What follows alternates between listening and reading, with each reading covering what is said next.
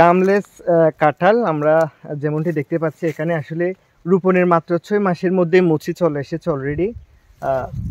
এটা কখন হারভেস্ট করা যাবে, এমনি কত সময় লাগবে? 12 মাসি আটাবিহীন কাঁঠাল। আচ্ছা, এটা হচ্ছে 12 মাসে আটাবিহীন কাঁঠাল। আমরা আসলে বিভিন্ন ভিডিও কন্টেন্টে দেখতে পাই যে বিদেশি বিভিন্ন কন্টেন্টে ওই একদম আঠা নেই এরকম কাঁঠাল। আসলে এটা হচ্ছে সেই কাঁঠাল গাছ, আজকে আমি নিজেও প্রথম দেখলাম। আসলে অভিভূত হওয়ার মতো একটি জিনিস। আমরা সচরাচর আমাদের এদিকে যে কাঁঠাল গাছগুলো আছে সেগুলোর আকার আকৃতি স্ট্রাকচার যেগুলো আছে এরকম হয় না, এটার স্ট্রাকচারটা বলতে গেলে অনেকটাই ভিন্ন রকম।